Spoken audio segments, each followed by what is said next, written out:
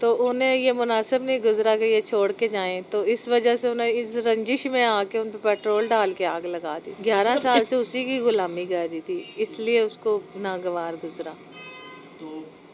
अचानक से ये मामला हुआ या कुछ दिन से ये टॉर्चर किया जा रहा था उन्हें, तो पुलिस या कोई इदारे किसी को इन्फॉर्म नहीं किया गया? उनके घर पहले दिन ही गई थी और वो उसने बताया कि मैं कमरे में सफाई कर रही थी, शाजिया ने मुझे आवाज़ दी है। शाजिया कौन है? शाजिया जिसने पेट्रोल डाल के आग लगाई है, मालिका उसकी? हाँ जी, मालिका।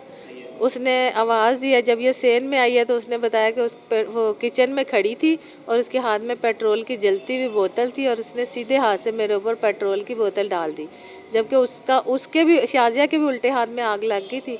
और शाजिया ने शोर मचाया कि आग लग गई, तो उसके हस्बैंड ने आके उसके हाथ पे दुपट्टा लपेट दिया। अस्सलाम वालेकुम, आपका मेज़बान अनवारुर रहमान आपकी खिदमत में हाजिर है और आप देख रहे हैं लाहौर 42। लाहौर में मौजूद हूँ। एक दर्दनाक कहानी आपके साथ शेयर करने जा रहे हैं। इंसानियत ख़त्म होती चली जा रही है और इंसानियत के बगैर ये इंसान नुमा दरिंदे खुदा बन बैठे हैं। आज की कहानी के अंदर एक खातून जो 11 साल से किसी के घर के अंदर मुलाजमा के तौर पे काम करती थी, 2000 रुपये उसको सैलरी दी जाती थी और 11 साल उससे काम लिया गया। लेकिन जब उस खातून ने कहा कि मैं ये घर छोड़ के किसी और जगह काम करूंगी जहां से मुझे अच्छे पैसे मिल जाएं, तो उस खातून ने, मालिका ने उसके ऊपर पेट्रोल छिड़क के उसको आग लगा दी। ये देख लें जुल्म की ये दास्तान, कहानी कैसे रूनुमा हुई, मामला क्या है, सारी कहानी उसकी बहन हमारे साथ मौजूद है, उनसे जानेंगे। अस्सलाम वालेकुम। वालेकुम अस्सलाम। कैसी हैं जी? जी ठीक। आपकी बहन, सबसे पहले तो बड़ा अफसोस की बात है कि ये मामला पेश आया। क्या कंडीशन है उनकी, किधर है, क्या मामला है? New hospital burn unit ICU में है और बहुत सीरियस हालत में है। तो ये कौन लोग हैं जिन्होंने ये मामला किया है आपकी बहन के साथ, और कब से ये काम हो रहा था? ये 11 साल से इनके घर काम कर रही थी और अब वो काम छोड़ना चाहती थी, तो उन्हें ये मुनासिब नहीं गुजरा कि ये छोड़ के जाएं, तो इस वजह से उन्हें इस रंजिश में आके उन पर पेट्रोल डाल के आग लगा दी। सिर्फ इस छोटी सी बात पे कि आपका कोई मुलाजिम आपको कहता है, लोग काम करते भी हैं, लोग काम छोड़ते भी हैं, तो इस छोटी सी बात पे कि मैं काम छोड़ के जा रही हूँ, उस इतने जालिम दरिंदे लोग हैं।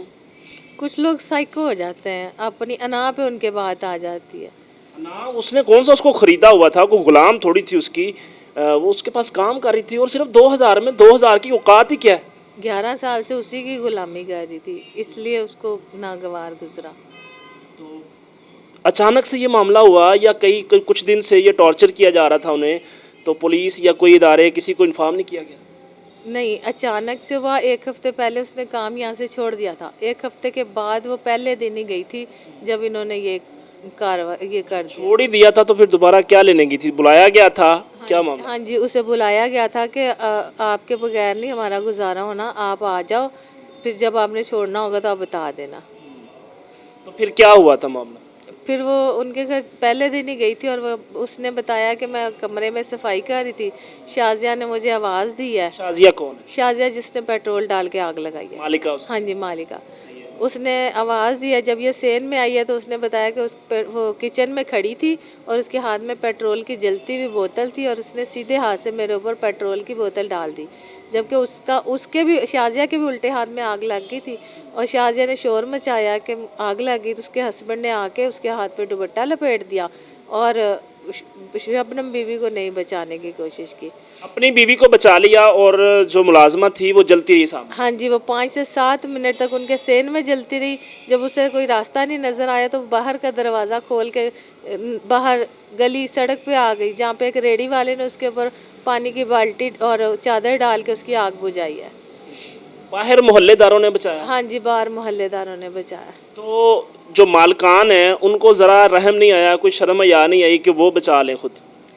नहीं, उनमें से किसी ने इसकी मदद नहीं की, वो सिर्फ तमाशा देखते रहे। उस घर में एक मर्द और 3 औरतें मौजूद थी, किसी ने उस पर कोशिश ही नहीं की। क्या नाम है, कौन मर्द थे, कौन औरतें? शाजिया मौजूद थी, एक उसकी सास है फरीदा, वो मौजूद थी, और एक नई उर्फ नोमी, शाजिया का हस्बैंड मौजूद था, और बाकी के मुझे नाम नहीं याद पता। ये सारे लोग तमाशा देखते रहे? हाँ जी, ये सब तमाशा देखते रहे, इनके सामने जलती रही है वो। तो बाहर जिस बंदे ने बचाया है उसने फौरी तौर पे 15 को कॉल की या एम्बुलेंस बुलाई, क्या मामला हुआ? नहीं, ना उसने 15 पे कॉल की, ना एम्बुलेंस को कॉल की। शाजिया का जो हस्बैंड है नईम उर्फ नोमी, वो आया और बाजी ने उसको तरले किया कि या तो मुझे अस्पताल पहुंचा दो और या मेरे घर से किसी को बुला दो। यानी कि जब मामला लोगों में चला गया, बाहर अवाम को पता चल गया कि ये मामला हो चुका है, तो फिर शायद उसको हया आई कि अब लोग मुझे क्या बोलेंगे, तो फिर वो बाहर आया। तो फिर आपकी जो बहन है उसने बोला कि मुझे हॉस्पिटल पहुंचा दो कम से कम। हाँ जी, ऐसा ही हुआ। फिर वो हॉस्पिटल लेके हाँ गया। जी, वो उसे बाइक पे बिठा के अकेली को हॉस्पिटल ले गया, जब से उसे बैठा नहीं जा रहा था बाइक पे। और सर्विसेज हॉस्पिटल में इस चीज़ का रिकॉर्ड भी मौजूद है ही नहीं। वो हॉस्पिटल में गई। हाँ जी, वो हॉस्पिटल में गया। कितने दिन सर्विसेज हॉस्पिटल में रखा गया? कोई आधा घंटा। जब हम पहुंचे हैं वो आधा घंटे के बाद हॉस्पिटल से बाहर उसे रिक्शे में ले आए थे।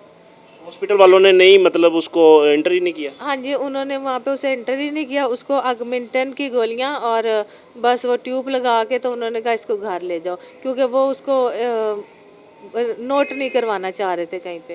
नाज़रीन ये देख लें, कंडीशन चेक कर लें हमारी सेहत की, सेहत के इदारों की, कि जनाबे वाला सर्विसेज हॉस्पिटल में ले जाया जाता है और वहाँ पे जनाब एक एंटीबायोटिक दे के, एक ट्यूब दे के उसको कहा जाता है कि जनाब वापस ले जाओ। हो सकता है उस भाई साहब के वहाँ पे कोई रिलेटिव हों, कुछ जानने वाले हों, जानने वाले थे उनके को वहाँ पे, जिन्होंने कहा कि ले जाओ, कोई मसला नहीं है, यहाँ पे केस बनेगा।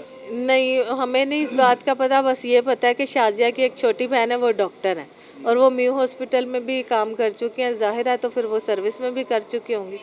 कोई तो ताल्लुकात होंगे जो वहाँ पे रिकॉर्ड नहीं दिया गया। तो अब म्यू हॉस्पिटल के अंदर हैं, हाँ जी, वहाँ पे रिकॉर्ड मौजूद है। रात को 1 बजे हम म्यू हॉस्पिटल इन्हें लेके पहुंचे। म्यू हॉस्पिटल वालों ने फ़ौरन इन पर ट्रीटमेंट शुरू किया और इन्हें फौरी से पहले आईसीयू में शिफ्ट कर दिया।